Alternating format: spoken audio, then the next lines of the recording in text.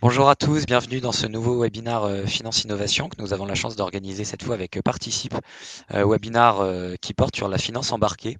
On est très heureux d'accueillir également MoneyOne Trésor en intervenant et Chapuis Alder qui a eu la gentillesse de modérer cette table ronde à venir. Pour les gens qui ne connaissent pas Finance Innovation, s'il y en a encore quelques-uns, on est nous le leader de l'accompagnement français des fintech, insurtech et acteurs du secteur financier. Notre but est de les aider à tisser des liens avec les partenaires nationaux, internationaux et à lever des fonds publics ou privés et à accélérer leur croissance. Voilà, on a aujourd'hui un peu plus de 600 membres et on est très heureux de faire ces événements régulièrement avec tous nos membres. Voilà, merci à tous. Vous avez un chat qui est à votre disposition. Il y aura une petite session Q&A à la fin, donc n'hésitez pas à poser vos questions et à les diriger vers un intervenant précis si vous avez un intervenant en tête. Je reste à votre disposition dans le chat s'il y a quoi que ce soit. Et Augustin, je te passe la parole. Très bien, merci Clément. Peut-être une petite présentation courte de chacun des intervenants aujourd'hui, rapidement, avant d'engager sur les différentes thématiques couvertes aujourd'hui. Donc, nous avons la chance d'avoir Steve Fogg, CEO de Participe. Steve est diplômé de l'École nationale des ponts et chaussées. Il est ingénieur financier. Il a travaillé au sein d'HSBC et de la Société Générale avant d'embrasser l'aventure entrepreneuriale en 2013 en cofondant Participe. Nous avons également Antoine Ferrayan, qui est directeur de MoneyOne. Antoine Bonjour. est diplômé d'un master spécialisé en trading et asset management de l'SSK. Il exerce à la française depuis 2013, où il a exploré tous les modes de distribution de produits d'épargne, de BITOP traditionnel au BITOP digitalisé, et dirige MoneyOne maintenant depuis 3 ans. Et enfin, Eric Lassus, qui est un serial entrepreneur. Il a débuté sa carrière dans la tech, chez IBM, puis dans la gestion de grands projets de transformation d'infrastructures bancaires chez Rokia. C'est en observant la difficulté de mettre en place une plateforme de paiement sur les aspects à la fois techniques et réglementaires qu'il a eu l'idée de cofonder Trésor aux côtés de Xavier Labouré. La fintech des fintechs est donc régulée depuis 2016 et en 2019, Trésor a été racheté par le groupe Société Générale. Voilà. Donc la manière dont ça va se dérouler, comme l'a rappelé Clément, vous avez pour les participants, vous avez un chat et un onglet questions sur la droite de votre écran. N'hésitez pas à poser des questions aux intervenants. Je les collecterai et en fin de webinaire, je les dirigerai vers les différents intervenants. Voilà, donc maintenant, rentrons dans le vif du sujet. Antoine, je vous passe la parole pour peut-être une première définition de ce qu'est la finance embarquée, l'embedded finance. Avec plaisir, Augustin. Merci à toutes et à tous. Et bonjour à toutes et à tous. Merci d'être connectés ce matin. Alors effectivement, finance embarquée, large sujet. Il n'y a pas je dirais, une définition propre. Il y a énormément d'exemples qui peuvent justement illustrer ce qu'est la finance embarquée. Mais concrètement, on va dire que c'est un phénomène qui va justement permettre aux entreprises qui ne sont pas justement des entreprises financières de pouvoir proposer à leurs clients des produits ou des services qui sont eux financiers. Donc, ça va justement permettre à des entreprises dont le cœur business n'est pas justement eh bien, de proposer des services financiers, transfert d'argent, crédit ou autre, de pouvoir intégrer ce service dans justement dans leur parcours client ou dans leur logique de vente auprès de leurs clients et prospects. Donc concrètement, comment ça peut se matérialiser? Il y a plusieurs exemples. Ça peut être le paiement en plusieurs fois pour les utilisateurs de PayPal, par exemple. PayPal a lancé le 4 fois sans frais. Typiquement, eh bien, ils vont proposer le crédit intégré dans leur démarche pardon, de vente. Ça peut être l'open banking avec différentes agrégations de comptes qui peuvent être proposées par des super apps ou autres. Pour moi, un des meilleurs exemples qui peut être cité, c'est quand même Lydia qui a fait du virement un simple SMS. Donc là, vous avez typiquement un eh bien, un virement classique qui est proposé par une entreprise qui n'est pas une banque et qui vous permet d'exécuter un transfert d'argent entre 2 tiers avec un simple SMS. Donc la finance embarquée, ça va être justement la rencontre, eh bien, de la technologie et de la technologie avec des entreprises non financières et qui vont justement permettre d'embarquer ce service. Une fois de plus, l'objectif de la finance embarquée, c'est d'anticiper les besoins des utilisateurs des entreprises et justement de pouvoir leur permettre d'exécuter, d'anticiper leurs besoins et de leur permettre d'exécuter cela le plus rapidement possible. On est je dirais dans un monde où il faut aujourd'hui pouvoir, exécuter, de manière la plus efficiente et la plus rapide possible. Et donc justement, l'anticipation de ces besoins à travers ces différentes techniques permet justement aux utilisateurs, de gagner encore plus en autonomie et hem et en indépendance par rapport aux institutions financières. Donc l'enjeu pour les entreprises il est double, hein. C'est, 1 la fidélisation de leurs clients, la capacité justement de pouvoir proposer, à ces clients d'agréger leurs comptes ou de pouvoir, pardon, de pouvoir, leur faciliter la vie au quotidien. Donc ça, c'est une vraie source de fidélisation pour les entreprises et puis une source également de revenus puisque, ces services qui étaient encore, peu connus, par les entreprises, leur permettent justement de générer d'autres sources de revenus, en proposant ce type de service-là. Donc, voilà, je ne sais pas si j'ai été le plus, transparent possible, mais la finance embarquée, voilà, si on peut retenir une chose, c'est, tout le service que l'on va apposer, justement à un service financier à des entreprises qui ne sont pas par essence une industrie financière. Peut-être avant de passer à ce que ça veut dire concrètement avec Eric, Antoine, une Mmh. vision du régulateur, comment est régulée cette finance embarquée? Alors aujourd'hui, elle est régulée, c'est vrai que c'est un vrai enjeu parce que, en Europe, on est un petit peu en retard par rapport à ce que, à d'autres marchés comme le marché américain ou le marché asiatique. Donc effectivement, aujourd'hui, il y a on souhaite en tout cas une harmonisation au niveau de l'Europe, justement, une harmonisation au niveau notamment du KYC, de pouvoir, harmoniser l'ensemble des datas que les entreprises vont pouvoir collecter pour derrière, le retranscrire en service, auprès des utilisateurs. Donc effectivement, s'il n'y a pas, d'harmonisation autour de cela, il va y avoir une concurrence, qui va pas être très saine entre les entreprises européennes et les entreprises, du globe. Donc il y a à la fois un challenge autour de ça. Et c'est aujourd'hui c'est à l'Union européenne justement de venir, encadrer, l'ensemble des datas et de l'ensemble des services qui peuvent être proposés, via la finance embarquée. Merci beaucoup Antoine. Donc, De rien. les concepts posés, les enjeux posés, on peut quitter le volet théorique pour se diriger vers le côté pratique. Donc concrètement, comment ça marche, Eric, la finance embarquée? Alors ça, c'est une vaste question, hein. Mais essayons de décoder et repartons de ce que vient de dire Antoine pour essayer de faire un petit fil. Donc moi, je dirais qu'il y a 2 mondes, hein. Il y a le monde de celui qui propose un service. Ça peut être un site e-commerce, ça peut être une application mobile. Et puis, il y a le monde de celui qui propose un moyen de paiement, par exemple une banque, une néobanque. On a parlé de PayPal, on a parlé de Lydia, etc. Donc, je dirais que il y a 2 mondes un petit peu. Le monde de ce que j'appelle moi le monde du cash-in, c'est-à-dire les sites e-commerce, etc., qui font de l'acquisition. Et puis il y a le monde du cash-out, les banques, etc., qui proposent des moyens de paiement à ces utilisateurs. Quel que soit le monde, on veut améliorer notre expérience utilisateur, on veut améliorer la stickiness, donc, comme l'a dit Antoine, la fidélisation, on veut travailler sur l'expérience utilisateur, la fidélisation de nos clients. On aime bien disrupter des choses, on aime bien être innovant. On est dans un monde ouvert, on cherche à faire des revues additionnelles. On est dans un contexte où finalement l'adoption de la technologie est intéressante parce que on l'a vu dans le Covid, dans la période du Covid, le contexte fait que les personnes sont de plus en plus utilisateurs ou utilisatrices des nouvelles technologies.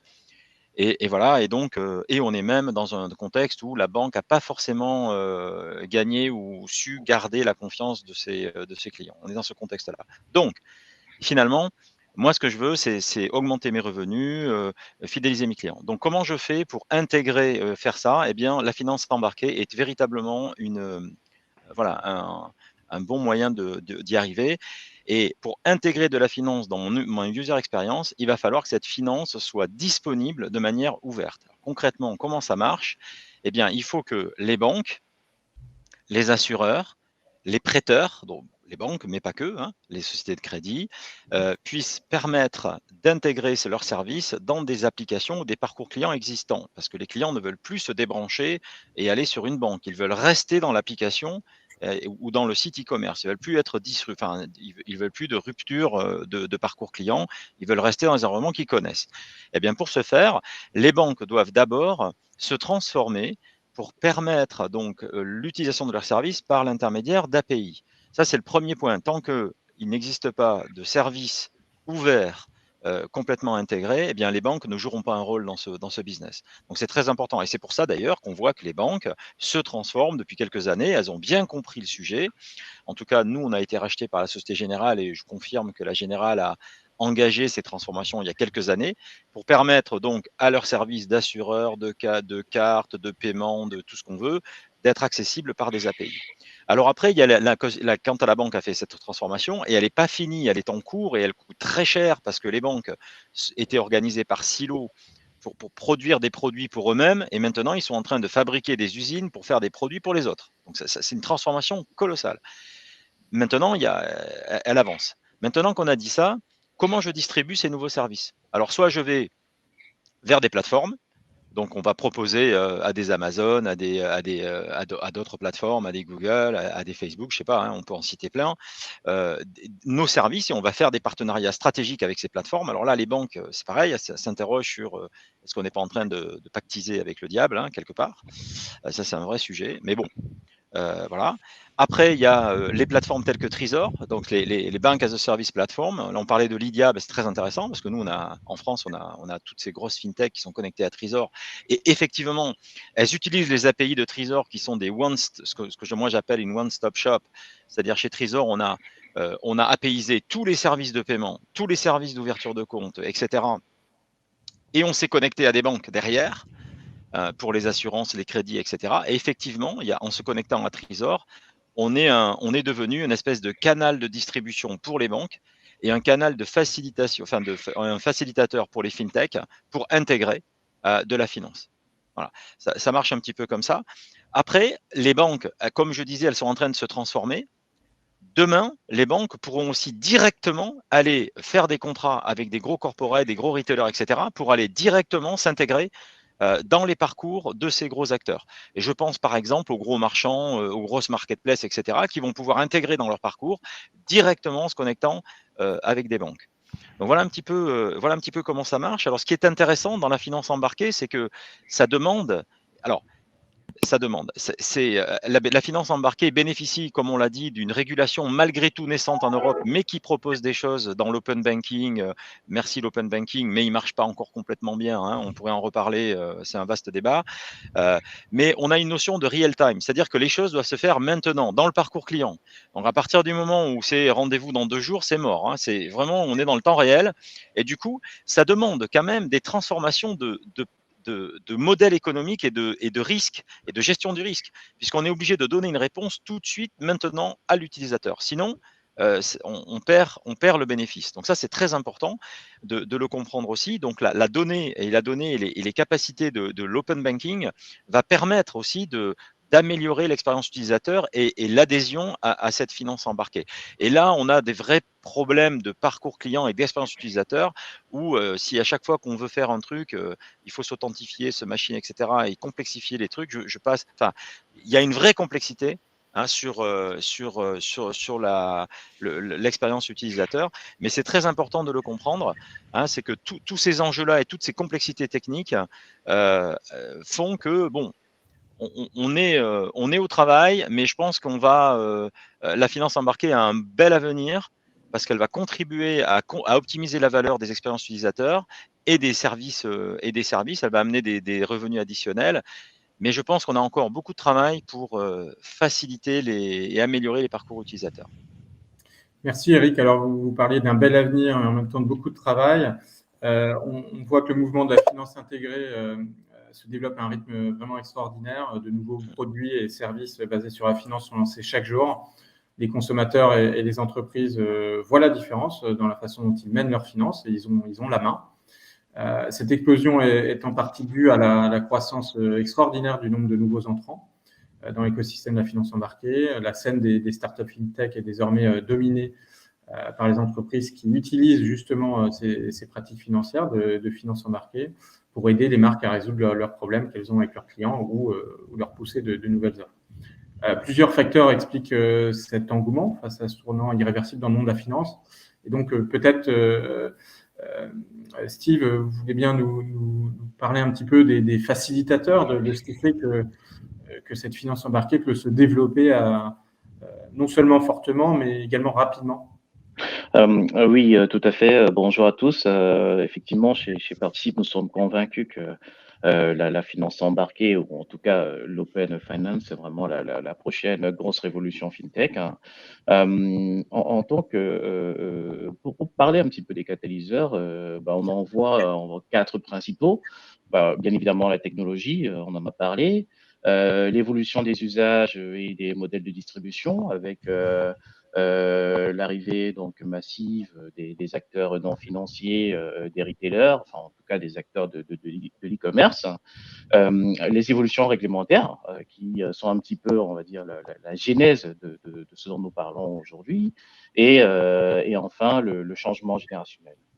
Et donc, si on reprend un petit peu ces catalyseurs un par un et on essaye de développer un petit peu, le client, Eric l'a dit, hein, est aujourd'hui passif et il a des attentes d'offres de plus en plus personnalisées et également il a besoin que le service qu'on lui propose puisse être proposé au bon endroit, au bon moment et de façon quasi instantanée. Donc, finalement, c'est un client qui ne va plus aller consommer du service financier au sein des institutions financières, donc c'est-à-dire des banques, des assurances, mais qui va vouloir que le service financier puisse venir avec lui. Et donc, qui dit cela dit la possibilité de pouvoir transformer en fait tout point de contact du client final, toute interface web ou mobile sur laquelle ce dernier peut se trouver en point de vente numérique de produits et services financiers. Et donc, pour y arriver, nous avons aujourd'hui des solutions, par exemple, no-code, qui sont des solutions très puissantes qui vont permettre effectivement non seulement à un personnel non qualifié de pouvoir initier ces mouvements de transition digitale, et donc ces nouveaux acteurs qui vont pouvoir embarquer des processus de souscription dans des interfaces clients existantes vont pouvoir le faire sans aucun développement informatique. Ces solutions technologiques vont pouvoir apporter également de l'agilité, permettant bien évidemment de faire du test and learn, adapter les offres en fonction des retours clients, en fonction de la donnée. Elles vont également permettre d'augmenter un petit peu on va dire, la productivité de ces acteurs parce qu'on se retrouve avec des stratégies de transition digitale, des stratégies d'intégration de services financiers qui sont gérées par des fonctions métiers et pas forcément par des départements informatiques. Sur maintenant les évolutions des usages, les évolutions des modèles de distribution, bon, on le sait tous, il y a plusieurs experts qui s'accordent à dire que la banque de demain sera plus ouverte, que la distribution sera plateformisée, et donc finalement tout acteur financier ou non, toute entreprise se voit quasiment obligé de devoir proposer à ses clients finaux des services financiers comme étant des services intégrés au business initial. Donc, c'est le cas, par exemple, du paiement en 3 fois, comme on l'a mentionné préalablement, ou comme étant des services complémentaires permettant de rassurer le client ou alors de lui apporter, on va dire, de la valeur ajoutée additionnelle. Donc, c'est le cas, par exemple, des assurances que nous pouvons avoir qui sont intégrées dans des plateformes e-commerce. Et donc, finalement, si ces acteurs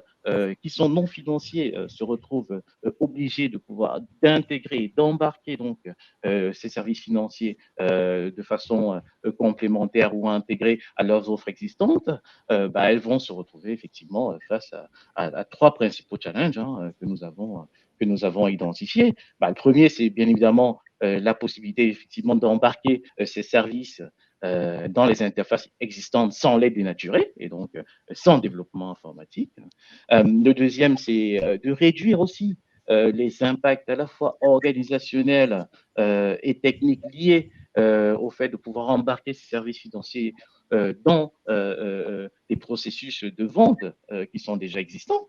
Parce qu'il s'agit bien évidemment d'activités complémentaires et pas d'activités principales. Et enfin, oui, de limiter les investissements qui sont liés justement au fait de pouvoir proposer en tant qu'entreprise non financière des services financiers dans des logiques de retour sur investissement, dans des logiques de satisfaction du client, dans des logiques de réassurance du client pour augmenter les taux d'acquisition. Et finalement, lorsqu'on regarde un petit peu ces challenges chez Participe, nous pensons que les solutions un petit peu no-code, comme ça, sont vraiment, permettent vraiment d'accélérer ces mouvements de transition vers des stratégies de finance embarquées. Et c'est la raison pour laquelle, chez Participe, par exemple, nous avons créé la solution PartiPlug aujourd'hui, qui est une solution un petit peu no-code de distribution en ligne de produits bancaires, d'assurance et d'investissement. Et en fait, pourquoi c'est no-code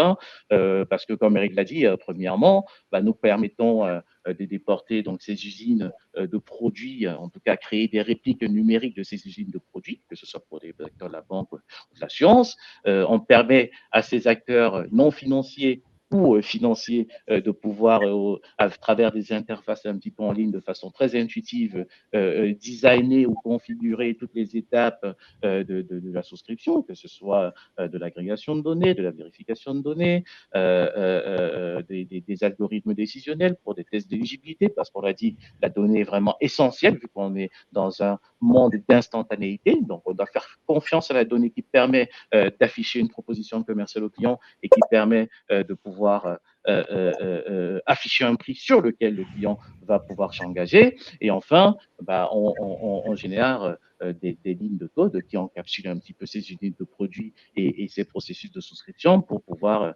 faire via un simple copier-coller d'une interface web ou mobile un point de vente numérique de produits et services financiers. Donc ça, c'est vraiment des catalyseurs, en tout cas technologiques, qui permettent d'accompagner ce mouvement de finances embarquées. Maintenant, pour terminer sur les deux derniers points, donc à savoir le point réglementaire et le changement générationnel, nous savons tous que la finance embarquée, c'est un petit peu dans la continuité de la directive des services de paiement, qui a dans un premier lieu permis en tout cas aux banques d'ouvrir leur système d'information pour pouvoir partager de la donnée client, mais celles-ci se sont très vite rendues compte que il fallait pouvoir s'appuyer sur cette ouverture pour pouvoir générer du business additionnel. Et donc, il y a eu un petit peu une extension de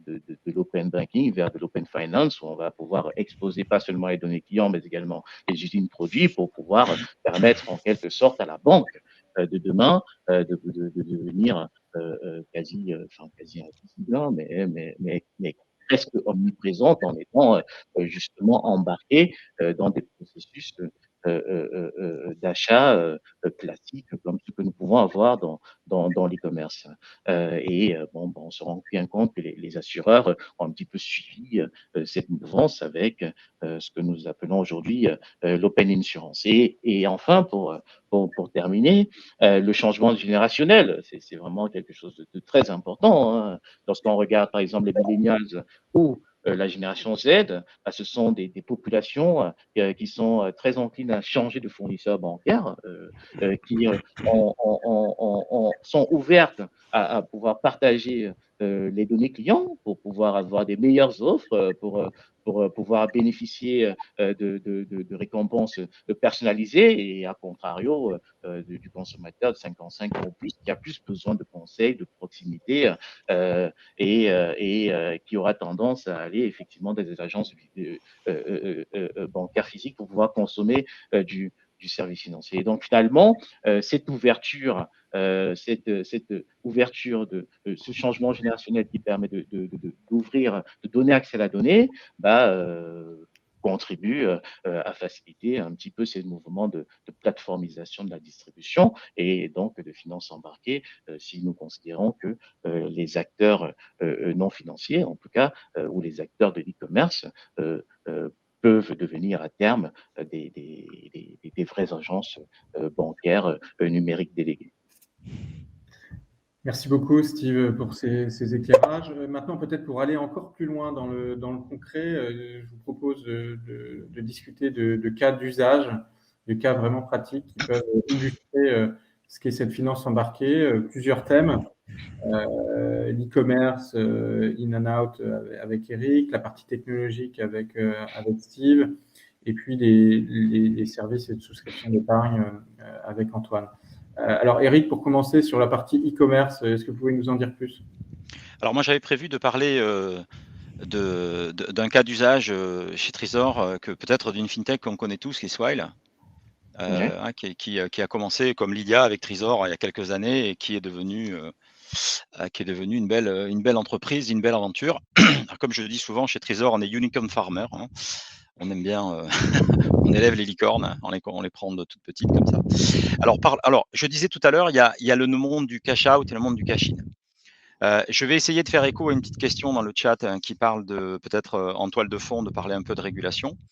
Mais il faut savoir effectivement qu'à chaque fois, chaque service financier a une régulation. Et elle a une régulation en France, mais peut-être pas la même en Allemagne, peut-être pas la même en Italie, peut-être pas la même en Espagne. Donc les plateformes comme nous, qui sommes européennes, et qui travaillent avec des banques. Alors, on a de la chance avec SocGen, on est un peu international, donc il y a 85 pays de couverts, 160 banques, etc. Donc, il y a un tissu, on va dire, il y a un network dont on bénéficie, mais pour autant, quand on crée des services à destination des clients européens, il y a un vrai casse-tête sur la façon dont je le délivre en France n'est pas la même dans la façon dont je le délivre en Allemagne, et c'est pas la même dans la façon dont je délivre en Italie, et c'est un vrai casse-tête pour le parcours que le souhaite reste à peu près identique pour pas perdre nos clients. Bon, quand on a dit ça, parlons un petit peu de cas d'usage en out, c'est-à-dire je suis une banque, une néobanque, un co-brand, je donne à mes clients un moyen de paiement. Donc Swile, par exemple, ce qui était intéressant, ils ont commencé avec une carte repas, vous voyez, et une carte ticket resto, quoi, en fait. Et puis, petit à petit, cette carte, elle a embarqué des nouveaux services, des services et qui sont réglementairement parlant, qui n'ont rien à voir. C'est-à-dire la législation pour le ticket repas, c'est très précis, hein, très, très précis en France, très précis en Italie, en Espagne et dans d'autres pays. Pour autant, on a rajouté des services de carte cadeau. Et puis on a rajouté, alors attention, dans les cartes cadeaux, vous avez différents trucs. Il y a le cadeau A, le cadeau B, le voyage, etc. Donc c'est pas la même chose. Et puis après, vous rajoutez des services de mobilité. Là aussi, on change de registre réglementaire, etc., etc. Et après, on rajoute la monnaie électronique. Alors là, on vient dans l'individuel, c'est-à-dire que là, on n'est plus dans l'entreprise, on est vraiment dans le client final et on s'adresse plus à l'entreprise qui propose des cartes tickets resto pour ses employés. On offre à l'employé, client final, des services. Donc là, on met en wallet de monnaie électronique et on y va. Et on rajoute des services comme ça. Ça veut dire qu'avec un simple moyen de paiement et la technologie, on est capable, nous, chez Trésor, de savoir qu'est-ce que fait et quel est le registre réglementaire à appliquer pour la transaction qu'on vient de voir passer. Et ça permet à des clients tels que Swile, mais pas que, parce qu'il y en a d'autres, de proposer des services vraiment à multifacettes et d'intégrer des services additionnels et donc de la finance de manière complètement transparente pour l'utilisateur, et la technologie, la régulation fait le reste. Alors, on voit bien que là, on est vraiment dans un cas très complexe, en fait, parce que l'utilisateur, lui, paye, et le système, il fait le reste. Il comprend que c'est un cadeau, ou il comprend que c'est un repas, ou il comprend que c'est de la monnaie électronique, il comprend que c'est d'individuel, il comprend que c'est financé ou pas, etc. Il comprend tout. Vous voyez? Donc ça, c'est un cas d'usage qui est très intéressant, parce que la réglementation de chacun des services doit être prise en compte. Donc au niveau contractuel, je ne vous raconte pas casse-tête. Je vais vous dire, les juristes, là, ils se sont bien arrachés les cheveux, hein. Et en plus, là, on va déployer ça dans plusieurs pays. Donc là, c'est pareil, hein. Donc là, on revoit tous les sujets dans chaque pays. Et ça, c'est un très beau cas d'usage. Maintenant, dans l'e-commerce, c'est un peu pareil, hein. C'est-à-dire, l'idée, c'est de donc de proposer aux e-commerçants ou aux marketplaces de rajouter dans leur parcours client des possibilités de finance embarquée, de faciliter la vie des acheteurs et des vendeurs. C'est-à-dire que, par exemple, si je prends l'acheteur, alors on en a un peu parlé déjà, hein, mais moi, dans mon checkout, à un moment donné, au lieu de payer tout simplement avec ma carte, alors déjà, entre parenthèses, si je pouvais éviter de rentrer, de passer 40 minutes à mettre mon nom, mon machin, mon prénom, la couleur, etc., bon, ça serait pas mal. Je ferme la parenthèse, parce que si on règle pas ce problème, on va régaler Apple, hein, qui va se régaler avec des parcours très simples. Ça coûtait très cher, mais au moins, ça sera facile. Donc du coup, on va faire ça. Après, on va pouvoir proposer à ses clients de payer en plusieurs fois, de faire un crédit, et tout ça, ça c'est en instantané, hein. On ne va pas mettre 3 jours pour proposer ces choses-là. On va s'appuyer sur la connaissance client, et là, on peut refaire un petit tour vis-à-vis des régulateurs. Effectivement, connaître son client, c'est un sujet. Il faut, et on l'a dit, hein, c'est pas pareil qu'en France, qu'en Allemagne, qu'en Italie, etc. Et c'est aussi un casse-tête. Et après, connaître son client, c'est pas que la partie réglementaire, c'est aussi savoir exploiter ses datas. Mais alors là aussi, hein, il y a aussi des régulations sur la donnée. Attention, c'est pas simple, mais c'est tout ça cumulé. Et ça va me permettre d'agir instantanément et de proposer à mon client un service de financier pour faciliter la vie du client et lui permettre finalement en fin de mois d'acheter un gros achat qu'il n'avait pas prévu, parce que là c'est Black Friday, hein, soyons clairs, il y a des affaires à faire, c'est maintenant, donc je peux vous dire que les tuyaux vont chauffer entre aujourd'hui et demain, hein, c'est clair. Ça c'est la partie client. Mais maintenant vendeur, moi qui suis boutique en ligne, ça m'intéresse aussi d'être financé parce que je suis à flux tendu, j'ai des problèmes de trésorerie, et moi ce qui m'intéresse c'est que quand je vends quelque chose, que mon client me l'achète, que ça passe par mes PSP et que mon PSP il me fournit l'argent 15 jours après, moi j'ai 15 jours de trésorerie quoi, en manque. Et moi ce que je veux là, c'est avoir l'argent tout de suite parce que je vais racheter tout de suite, je vais prendre des positions de stock tout de suite quoi. Et donc, si je sais m'intégrer avec un financier ou un trésor, par exemple, eh bien, je vais pouvoir lui dire, voilà mes flux, voilà mes settlements, je te garantis que l'argent va arriver là. Est-ce que tu peux me faire, tu me fais un chèque de quelques millions là pour que je puisse accélérer et avoir une rolling réserve pour accélérer mes flux. Et là aussi, il y a plein de choses à faire dans l'e-commerce sur les services que l'on fait aux vendeurs et leur faciliter la vie pour dire, moi, je suis prêt à prendre le risque. C'est là où je parlais tout à l'heure de risk management. Je prends le risque de te payer now, tout de suite, pour te permettre de faire des affaires, et je te déstresse et je fais mon affaire d'aller recouvrir les fonds. Et là, c'est encore une autre façon d'embarquer de la finance dans le monde de l'e-commerce et de doper les ventes, surtout sur des périodes telles que l'on voit là.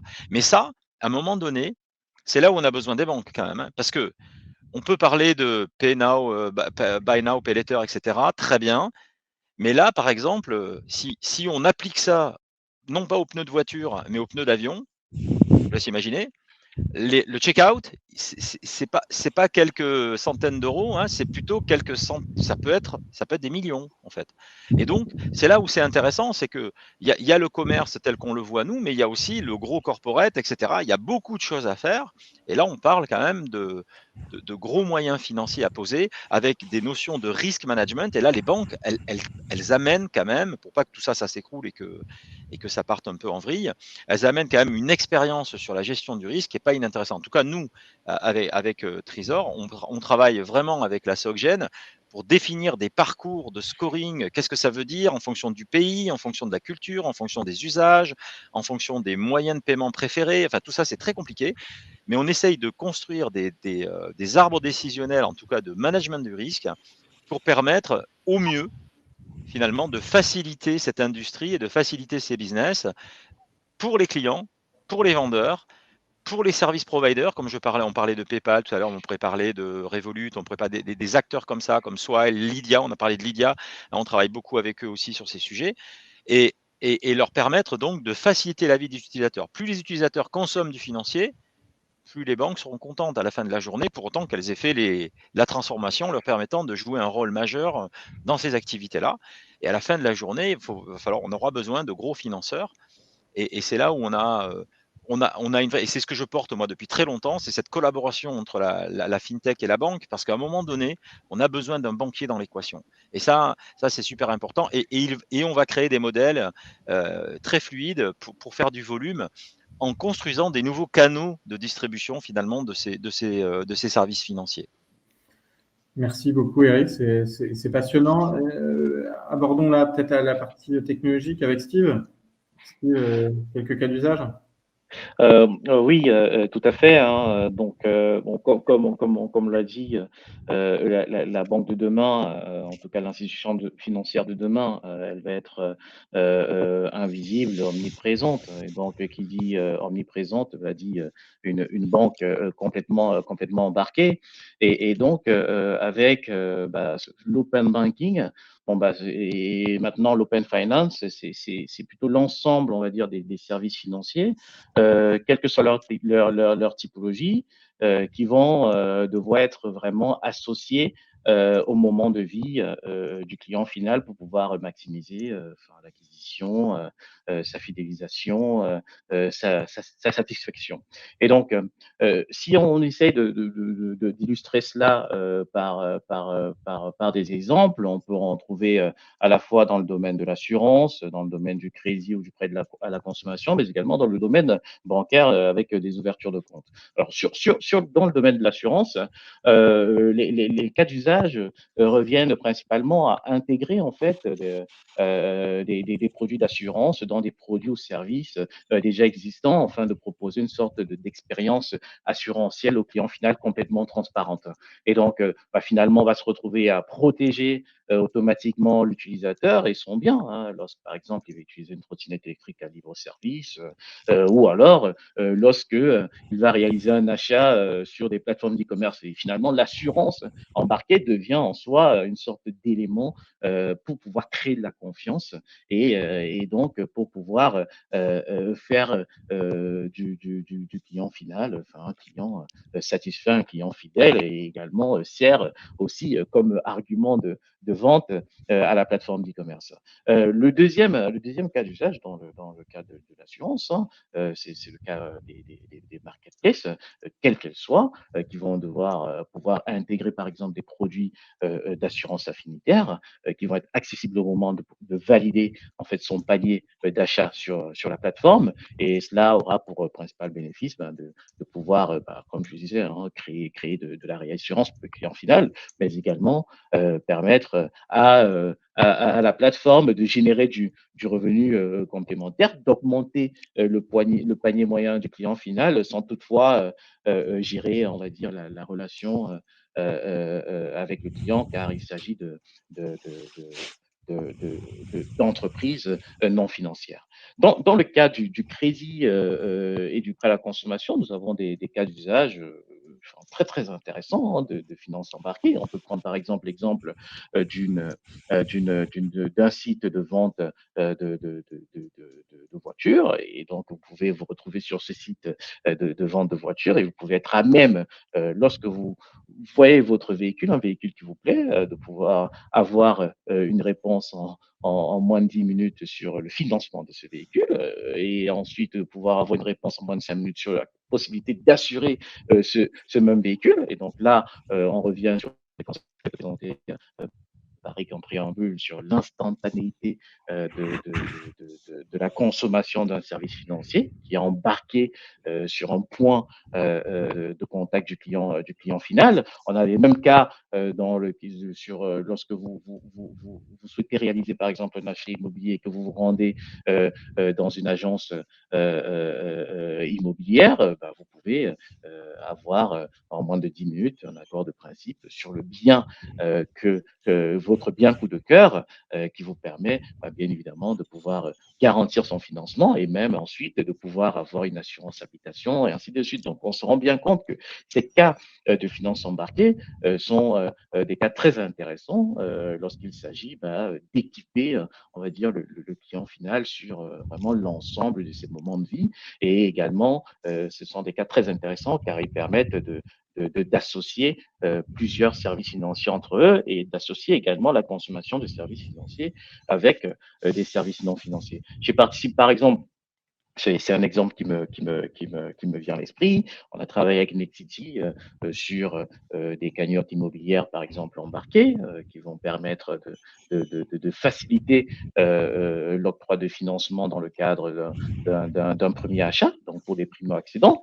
On a fait exactement la même chose avec Renault, qui aujourd'hui va embarquer en fait des processus d'achat de garantie automobile directement dans les espaces clients de propriétaires de véhicules de Renault et de Dacia, mais aussi dans les espaces, on va dire, vendeurs au sein de concessions automobiles Renault. Donc, on se rend bien compte qu'en fait, le concept de finance embarquée, c'est pas uniquement un concept qui peut être digital, hein, mais on peut également avoir des cas de finance embarquée dans des agences, qui ne sont pas des agences bancaires, hein, mais dans des points de rencontre physiques avec le client final. Et enfin, sur les ouvertures de compte, ben, on a des exemples, je pense avec lesquels vous êtes tous familiers, hein, c'est le cas des agrégateurs, et donc ces agrégateurs vont pouvoir analyser vos flux bancaires, et en fonction de vos flux bancaires, ils vont pouvoir vous proposer des réductions en vous proposant par exemple de changer de banque, en vous proposant par exemple de renégocier votre crédit immobilier pour bénéficier d'offres plus avantageuses et donc pour, in fine, avoir une meilleure gestion de votre trésorerie personnelle. Merci beaucoup, Steve. Très intéressant. Antoine, est-ce que vous pouvez nous apporter quelques éclairages sur des cas d'usage liés à l'épargne? On parle de finances. Donc, Ouais.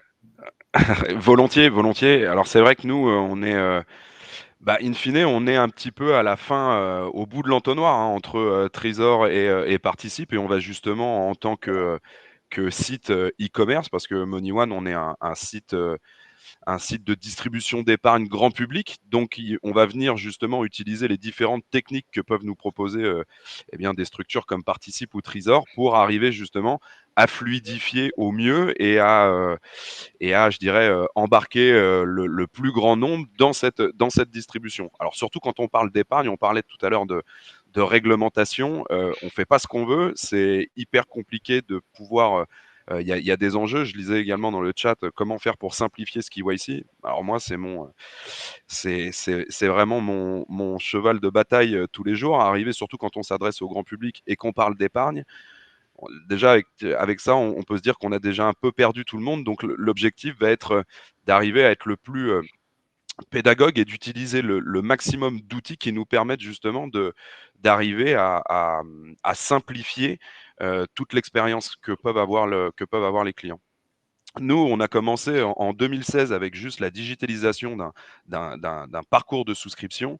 Et aujourd'hui, bientôt en 2022, bientôt 6 ans après, si on veut être à la page et si on veut continuer dans le développement et dans la simplification de ce parcours de souscription pour nos clients, il y a énormément de choses à embarquer. Et c'est effectivement l'ensemble des services que l'on va pouvoir venir rajouter dans l'expérience client vont nous permettre cette fidélisation, etc. Et tout ce dont on vient de parler. Donc, il y a plusieurs exemples, que ce soit chez nous ou ailleurs d'ailleurs, mais dans le monde de l'épargne aujourd'hui, il faut déjà arriver à fluidifier l'accès et à fluidifier l'acte d'achat. Moi, je rêve d'une chose, hein, c'est de pouvoir faire de l'épargne et un bien de consommation comme n'importe quel autre bien. Pourquoi on parlait de carte cadeau tout à l'heure? Pourquoi aujourd'hui on ne peut pas offrir une carte cadeau avec 50 € pour la naissance de son enfant ou de son petit enfant? Eh bien, il y a des freins, il y a énormément de choses à arriver à soulever pour arriver à faire ça. Et donc, l'objectif pour nous, distributeurs grand public, c'est d'arriver justement à faire de cette épargne un bien de consommation, et en tout cas un acte d'achat qui se rapporte à un bien de consommation. Donc, je pourrais jamais acheter une assurance vie ou acheter de la SCPI comme je viens acheter des baskets sur Amazon. En tout cas, aujourd'hui, c'est pas possible. Mais l'objectif pour nous est d'arriver à simplifier dans le parcours et d'arriver à venir proposer des services au moment du parcours, en arrivant, je dirais, à scorer le client et à traiter la data pour voir si les services que l'on va pouvoir proposer vont venir l'aider dans l'acquisition. Donc, on parlait tout à l'heure de l'achat à crédit. Typiquement, il y a des produits financiers qui peuvent s'acheter à crédit. Et donc, arriver à venir plugger le crédit directement dans le parcours de souscription avec un scoring qui soit immédiat, une réponse dans les 48 heures pour savoir si on est finançable ou pas, eh ben, c'est un des exemples de ce que l'on peut faire, dans l'épargne. Ensuite, l'épargne, elle peut s'acheter soit à travers un site web, soit à travers une application mobile. Parce que les options que je vais pouvoir proposer dans une application mobile vont être différentes de ce que je peux être capable de faire sur un site internet. Parce que, une fois de plus, ce que l'on veut apporter à l'utilisateur, c'est une réactivité de tous les instants. Donc, nous, on a un souhait demain, c'est d'arriver à le faire comme sur une plateforme de trading à travers l'assurance vie. Monsieur le client, vous êtes à X% de plus-value. Qu'est-ce que vous voulez faire? Et de pouvoir l'exécuter en 3 clics sur son smartphone. Venir arbitrer, venir renforcer son épargne ou venir empocher ses gains pour les sécuriser. C'est un autre exemple de service que l'on peut venir présenter dans l'épargne. Et un dernier, moi, qui me tient à cœur, à travers surtout quand on parle de grand public, comme à travers des boîtes comme, je ne sais pas si vous connaissez, Ismo, Yield, qui sont des entreprises qui permettent de venir justement épargner au moment où on fait l'acte d'achat. Ça, on parlait tout à l'heure de création, d'anticiper les besoins des utilisateurs. Aujourd'hui, l'épargne, ça reste un mot hyper flou pour énormément de monde, et pourtant, le grand public va être très très vite confronté au monde de l'épargne, parce que je ne vais pas rentrer dans l'économie et des débats politiques, mais si on prend le débat sur les retraites, par exemple, bon nombre vont être obligés de venir épargner pour compenser leur retraite à venir et les besoins futurs. Ça, effectivement, il y a un rôle d'éducation, et ça, c'est notre job en tant que distributeur d'épargne, d'arriver justement à éduquer autour de cela. Et si on n'arrive pas à faire prendre conscience, et on parlait de besoin tout à l'heure, si on n'arrive pas à faire prendre conscience de la nécessité de le faire, il faut qu'il y ait des structures et des services qui permettent à l'utilisateur de le faire de manière la plus simple possible. Et ces boîtes-là, aujourd'hui, permettent, à travers une dépense qui est faite par la carte bleue, donc soit une carte bleue physique, soit à travers votre téléphone, avec tout ce que vous pouvez, toutes les cartes que vous pouvez embarquer également sur votre téléphone, ou des cartes tickets restaurant, et de venir arrondir à l'euro près pour pouvoir mettre cette somme de côté, et derrière, à la fin du mois, de choisir soit de l'empocher, soit de l'épargner. Typiquement, moi, ça, c'est quelque chose qui me plaît dans la façon d'aborder l'épargne et dans la façon de faire émerger le besoin, d'y apporter la solution la plus facile possible, c'est-à-dire indolore pour le client, quand on peut se dire l'épargne, ça m'ennuie parce que moi, je préfère aller au resto avec mes potes plutôt que de mettre 50 € sur un livret ou 50 € sur un produit et qui vont venir me restreindre par rapport à mon reste à vivre. Typiquement, à travers ce type de solution-là, que peuvent être l'arrondi autour de la dépense de la carte, et derrière de venir mettre de côté ce qu'on a mis de côté sur des dépenses quotidiennes, permettent justement de venir, une fois de plus, anticiper un besoin et y répondre de la manière la plus simple possible. Augustin, j'aurais voulu rajouter un petit truc parce que c'est intéressant, parce que tu vois, nous on bosse avec Birdicent et Yield chez Trésor depuis assez longtemps, et effectivement, et je dirais j'aimerais rajouter parce que là on parle d'anticiper, d'épargner, etc. Ouais. Il y a même des trucs, il y a une étape que je vois arriver, c'est ce que j'appelle moi le côté contextuel. Je vais donner un exemple pour illustrer ça. Je fais de la finance embarquée, tu achètes un billet d'avion, tu pars en Australie, très bien. Et moi, je m'aperçois, mais tu ne le sais pas encore, parce que je suis connecté sur toutes les airlines, je m'aperçois que le vol, il est cancellé ou il a un problème. Il est cancellé, il y a un problème, je ne sais pas où, et donc, il va falloir changer d'avion, c'est clair. Tu vas pas partir à la bonne heure. Je le sais, je l'anticipe, je fais une action qui fait que je dis à mon client, voilà, donc tu es à l'aéroport, donc tu ne vas pas partir à 11 h, tu vas partir à 16 h, donc tu vas passer 5 heures à l'aéroport. J'ai déjà changé le billet, j'ai déjà ouvert la porte d'un salon VIP parce que j'ai prévu ça dans l'assurance, et donc je t'invite à aller Hall 6, machin. Là, il y a une atelier d'accueil qui t'attend pour un repas, un machin, etc., pour que tu perdes pas, enfin que tu sois content quand même. Voilà. Donc c'est ce que j'appelle moi la réaction contextuelle, c'est-à-dire je vais récupérer une data extérieure au système et je vais appliquer une stratégie derrière. Ça, on y est, quoi. On y est. Alors ça, c'est une illustration par rapport aux avions, mais on peut imaginer que sur l'épargne, sur un certain nombre d'éléments, on soit capable assez rapidement d'agir, mais alors carrément en anticipation contextuelle. Et voilà. Et ça ce sont des exemples très intéressants. Et là, on imagine un peu les propositions de services aux utilisateurs canons qui pourront être possibles. Merci beaucoup, Eric.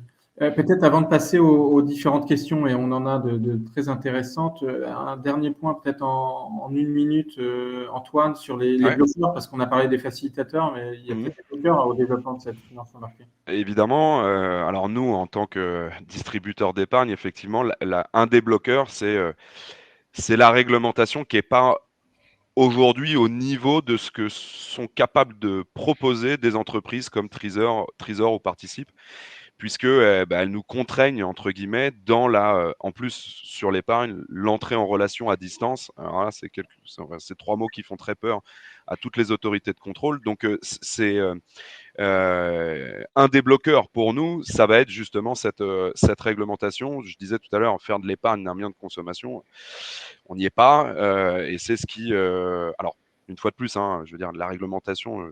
je ne sais pas s'il y a des gens de l'AMF dans l'auditoire, mais elle vise à protéger l'épargnant. Donc, et on est parfaitement en phase avec ça. Par contre, je lisais dans le chat comment arriver à simplifier le KYC et éviter que ce KYC nous prenne 40 minutes. Alors nous, on a déjà réussi à le réduire à 20, mais c'est assez compliqué d'aller en deçà parce qu'il y a énormément de choses à connaître sur l'utilisateur, sur d'où proviennent les fonds, qui je suis, est-ce que je suis une personne politiquement exposée, est-ce que je suis une personne liée à une entreprise publique d'État qui m'exposerait également. Donc il y a énormément de choses qui doivent être repensées. Il y a des boîtes également qui nous accompagnent pour gamifier un petit peu ce KYC, notamment pour le faire via mobile, parce que souscrire un contrat d'assurance vie ou une SCPI sur un téléphone mobile, si on doit se faire 40 minutes par question, 40 minutes sur un KYC, c'est assez compliqué. Donc, arriver à le gamifier pour justement le rendre le plus simple, ludique possible. Ça, ce sont des choses qui doivent être intégrées. Et on voit qu'aujourd'hui, l'AMF, j'en parlais tout à l'heure, commence tout juste à aborder le sujet. Et on est en 2022 bientôt. Et on a des entreprises qui arrivent, notamment de l'autre côté de l'Atlantique, avec des solutions qui sont déjà totalement intégrées et qui peuvent faire très très mal à des distributeurs et même aux banques lorsqu'elles vont arriver en France. Hein. Amazon, par exemple, je les prends souvent pour exemple, hein, mais ils ont tellement agrégé de data et tellement d'utilisateurs que demain, s'ils se mettent sur des sujets d'épargne ou autres, ils peuvent permettre l'exécution de manière très simple, très rapide et voilà, en arrivant justement à contrer toute cette réglementation que nous, qui est assez pesante de notre côté. Super. Merci beaucoup. Je vous propose dans les 5 dernières minutes de passer aux questions. D'ailleurs, en lien, Antoine, avec cette simplification du parcours d'onboarding des clients avec le KYC et puis le rendre agréable. Des réponses ont été apportées sur le chat. Je ne sais pas si l'ensemble des participants ont pu en prendre connaissance, mais quelque chose de très intéressant, les solutions de la Poste sur l'identité numérique pour faciliter donc le KYC, et semble-t-il c'est reconnu avec l'intégration dans le code monétaire et financier depuis le mois d'avril. Ça, c'est très bien. D'autres solutions de KYC en vidéo avec un streaming live pour accélérer, faciliter, renforcer également ces contrôles KYC. Donc ça, c'est très intéressant. On a d'autres questions. Une autre... alors, je ne sais pas d'ailleurs si vous voulez en dire un mot, Antoine, Eric, Steve, sur le KYC, sinon on peut passer aux autres questions. Nous, c'est ce qu'on appelle l'instant KYC hein, chez Trésor. Et alors, effectivement, comme c'est galère par pays, parce que c'est pas la même chose par pays, on est obligé de se taper un setup par pays. Mais en gros, l'idée, c'est voilà, on fait une liveness. Derrière, il y a des systèmes avec de l'intelligence artificielle qui font qu'en 2 minutes, on fait un instant onboarding et tout à fait fiable. Et on permet comme ça des entrées en relation de manière très très rapide. Après, quand on a fait ça, on ne connaît pas complètement notre client, hein. Il y a une étape d'après qui va peut-être, ça suffit pas pour faire une analyse de risque sur une finance et un octroi de finance. Mais effectivement, oui, nous, chez Trust, ce qu'on appelle l'instant KYC, quoi, et déjà c'est une étape qui, grâce à la liveness par exemple, et c'est vrai que le régulateur est enfin a ouvert certaines portes il y a 2 ans, mais franchement, quand on avait été le voir il y a 4 ans sur ces sujets-là en France, on s'était fait ramasser, quoi. Et en Allemagne, c'est encore différent. Je veux dire, il faut passer par des acteurs parce qu'ils imposent un chat, etc. Alors c'est en train de se tasser tout ça, mais voilà, c'est vrai qu'il y a une vraie asymétrie entre les exigences de certains pays qui rendent difficile ce côté instant KYC. Et du coup, ça évite à des personnes, à des services européens d'avoir le même parcours client en fonction de l'endroit où on se trouve. Et c'est une casse-tête, quoi. C'est un casse-tête. Ça m'a convaincu. Je vais créer mon identité numérique sur le site de la fin de ce webinaire. Mais en dehors de l'identité numérique, il y a également l'uniformisation justement de ces KYC. À partir du moment où toutes les entreprises, quelles qu'elles soient, uniformisent ce KYC, pour nous utilisateurs, si on avait une carte, la carte vitale je dirais, du e-utilisateur, du e-commerçant, qui permettent justement en un claquement de doigts de venir intégrer l'ensemble des champs et de permettre justement au commercialisateurs d'identifier son client et de pouvoir le scorer de manière automatique, ça permettrait à tout le monde d'aller beaucoup plus vite et beaucoup plus loin dans la distribution des produits. Peut-être de se concentrer sur les points les plus critiques du KYC, passer plus de temps là où... Oui, parce que l'identification, elle va vite, hein. Identifier quelqu'un et signer un document électroniquement, c'est pas ce qui prend le plus de temps dans le KYC. Ce qui va prendre le plus de temps, c'est toutes les questions qu'on va vous poser. Alors, si je suis capable de venir plugger de manière instantanée l'ensemble des réponses, parce que j'y ai déjà répondu une fois chez un de mes confrères, eh bien, dans ce cas-là, terminé, ça va hyper vite. Et en plus, dans l'épargne, nous, on a le KYC, plus le bulletin de souscription des assureurs ou des sociétés de gestion. Les assureurs n'utilisent pas tous les mêmes bulletins de souscription. Donc, même si j'ai un KYC uniformisé, derrière, il faudra que la data puisse être recroisée avec d'autres bulletins de souscription, etc. etc. Donc, il faut tendre vers l'uniformisation pour justement arriver à ce que l'achat se fasse encore plus facilement que ce qu'il ne se fait aujourd'hui. Merci Antoine. Il y avait une autre question qui était posée. Ne pensez-vous pas que la finance embarquée ou open banking vient démultiplier le nombre des acteurs et de fractionner ou atomiser le marché, ce qui revient au final à faciliter l'irruption des GAFAM? Ouais, j'ai un peu répondu, moi déjà, live. Moi, je pense que le marché se fractionne, hein. Avant, il y avait la banque pour tout le monde. Maintenant, il y a la banque des jeunes, la banque des adultes, la banque des sportifs, la banque de tout ce qu'on veut. Enfin bref, voilà. Donc le marché se fractionne, c'est un fait. Pourquoi? Parce que l'expérience utilisateur n'est pas la même, on ne s'adresse pas aux mêmes personnes, etc. Et on souhaite vraiment apporter une réponse personnalisée aux utilisateurs, au client final. Donc du coup, ça, c'est un fait. Donc moi, je pense que, au contraire, la finance embarquée, l'open banking, tout ça permet de construire des écosystèmes très puissants avec un ensemble d'acteurs et de construire des vrais services très puissants et justement en évitant de centraliser tout ça sur un GAFAM. Vous voyez, donc on est capable de répondre. Pour autant, je pense que les GAFAM font partie du système. Hein, je crois que globalement, on ne va pas se mentir. Et donc, il y a aussi une opportunité de se servir de ces plateformes pour distribuer de la finance embarquée. Et distribuer de la finance embarquée à la plateforme elle-même, mais aussi aux acteurs de la plateforme. Si je prends Amazon, par exemple, je suis vendeur sur Amazon, je peux utiliser le service d'Amazon pour vendre mes produits, mais je peux aussi, moi, en tant que vendeur, bénéficier de ma banque pour aussi proposer des services à côté d'Amazon sur mon business. Donc, en fait, je pense que dans l'écosystème, on ne peut pas nier la présence des GAFAM, et je pense que, en tout cas, moi, personnellement, je les vois plus comme une opportunité aussi de délivrer des services. Pour autant, je pense qu'on est capable, avec ces ouvertures, ces technologies, de permettre à des personnes qui n'ont pas les moyens, parce que en fait, c'est ça le point, hein, c'est moi, je suis un acteur, j'ai pas les moyens d'avoir une licence bancaire, j'ai pas les moyens d'avoir mon setup technique pour faire de la finance embarquée comme j'aurais voulu. Eh bien, justement, l'open banking et les acteurs qu'il y a autour de ce panel aujourd'hui, mais on pourrait citer plein de boîtes qui jouent un rôle dans ce business. eh bien, sont autant de solutions pour moi qui n'ai pas les moyens d'intégrer les mêmes services qu'un Amazon. Enfin, si je caricature un peu. Donc, finalement, c'est une belle réponse quand même, hein, pour se défendre. Mais pour autant, il ne faut pas ignorer, hein, c'est des opportunités aussi, les GAFAM. Oui, oui.